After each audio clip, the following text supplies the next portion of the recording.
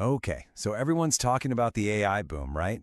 But what's really going on behind all the hype in the headlines?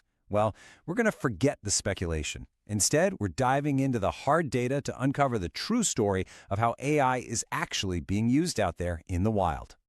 It really comes down to this one single question. Beyond all the cool demos and the big press releases, what are millions of developers and, regular users actually doing with these incredibly powerful models day in and day out?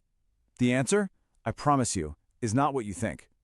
To figure this out, we're looking at an analysis of a dataset that is just mind-bogglingly massive, over 100 trillion tokens, and you can just think of tokens as little pieces of words. This gives us a completely unprecedented look under the hood of the AI revolution.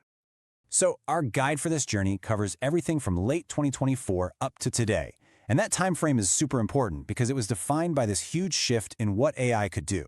It all really kicked off on December 5th, 2024, when OpenAI dropped its reasoning model, O1, which basically changed the whole game from simple text prediction to complex multi-step thinking.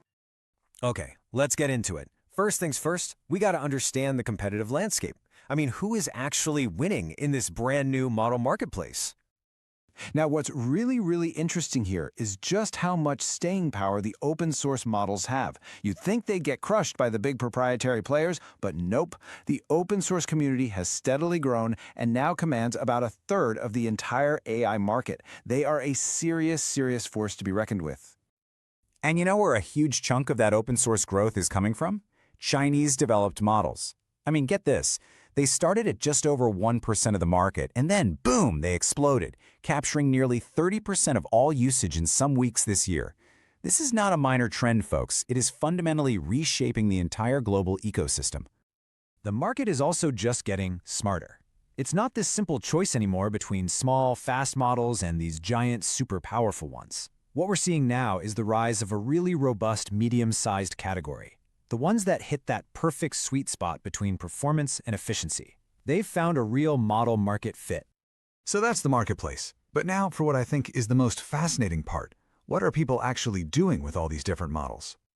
If I asked you to guess the #1 use for open source AI, you'd probably say programming, right? And yeah, you'd be correct. It is the top technical application, an incredibly powerful tool for developers all over the world.